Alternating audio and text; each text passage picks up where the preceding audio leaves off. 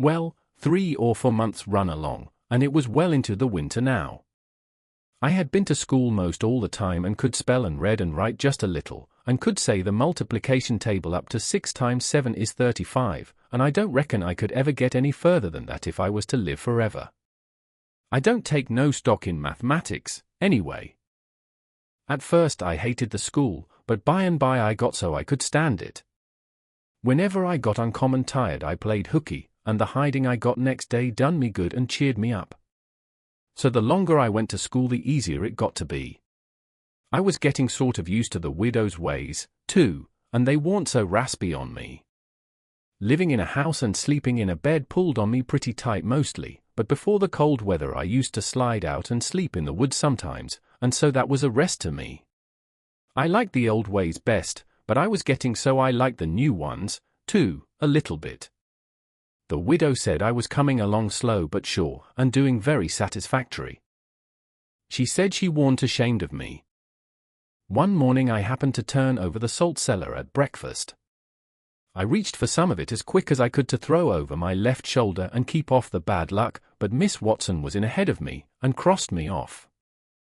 She says, "Take your hands away, Huckleberry, what a mess you are always making." The widow put in a good word for me, but that warn't going to keep off the bad luck, I knowed that well enough. I started out, after breakfast, feeling worried and shaky, and wondering where it was going to fall on me, and what it was going to be.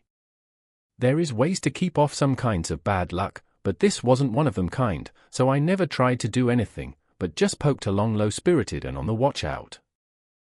I went down to the front garden and clumb over the stile where you go through the high board fence. There was an inch of new snow on the ground, and I seen somebody's tracks. They had come up from the quarry and stood around the stile a while, and then went on around the garden fence. It was funny they hadn't come in, after standing around so. I couldn't make it out. It was very curious, somehow.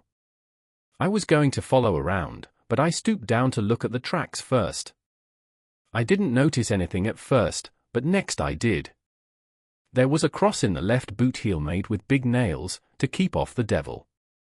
I was up in a second and shinning down the hill. I looked over my shoulder every now and then, but I didn't see nobody. I was at Judge Thatcher's as quick as I could get there. He said, "Why, my boy, you are all out of breath. Did you come for your interest?" "No, sir," I says, "is there some for me?" "Oh, yes, a half-yearly is in, last night, over $150. Quite a fortune for you. You had better let me invest it along with your 6,000, because if you take it you'll spend it." "No, sir," I says, "I don't want to spend it. I don't want it at all, nor the 6,000, nut her. I want you to take it, I want to give it to you, or the 6,000 and all." He looked surprised. He couldn't seem to make it out. He says, "Why, what can you mean, my boy?" I says, "Don't you ask me no questions about it, please. You'll take it, won't you?" He says, "Well, I'm puzzled. Is something the matter?" "Please take it," says I, "and don't ask me nothing, then I won't have to tell no lies." He studied a while, and then he says, "Aho-oh. I think I see.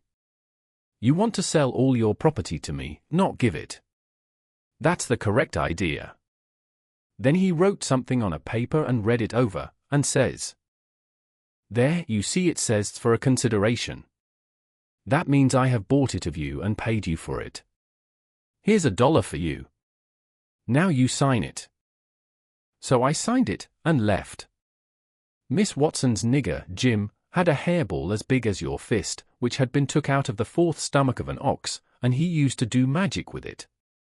He said there was a spirit inside of it, and it knowed everything. So I went to him that night and told him Pap was here again, for I found his tracks in the snow. What I wanted to know was, what he was going to do, and was he going to stay? Jim got out his hairball and said something over it, and then he held it up and dropped it on the floor. It fell pretty solid, and only rolled about an inch. Jim tried it again, and then another time, and it acted just the same.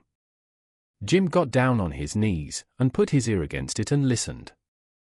But it warn't no use. He said it wouldn't talk. He said sometimes it wouldn't talk without money.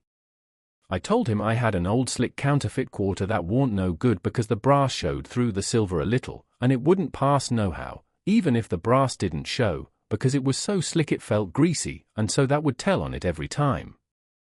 I reckoned I wouldn't say nothing about the $1 I got from the judge. I said it was pretty bad money, but maybe the hairball would take it, because maybe it wouldn't know the difference. Jim smelt it and bit it and rubbed it, and said he would manage so the hairball would think it was good. He said he would split open a raw Irish potato and stick the quarter in between and keep it there all night, and next morning you couldn't see no brass, and it wouldn't feel greasy no more, and so anybody in town would take it in a minute, let alone a hairball. Well, I knowed a potato would do that before, but I had forgot it. Jim put the quarter under the hairball, and got down and listened again. This time he said the hairball was all right. He said it would tell my whole fortune if I wanted it to. I says, "Go on." So the hairball talked to Jim, and Jim told it to me.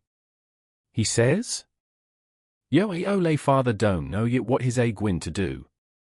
Sometimes he spec he'll go away, den again he spec he'll stay. The best way is to rest easy let the ole man take his own way. Days 2 angels hovering round about him. One is white shiny, t'other one is black. The white one gets him to go right a little while, den the black one sail in busted all up. A body can't tell yet which one gwin to fetch him at de las. But you is all right. You gwin to have considerable trouble in yo life, considerable joy. Sometimes you gwin to git hurt, sometimes you gwin to git sick, but every time you's gwin to git well again. Days 2 gals flying about you in yo life.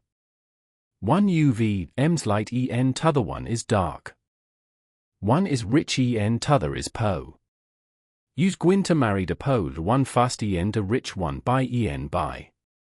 You wants to keep away from de water as much as you kin, don't run no risk, case it's down in de bills that you's gwin to git hung. When I lit my candle and went up to my room that night there sat Pap his own self.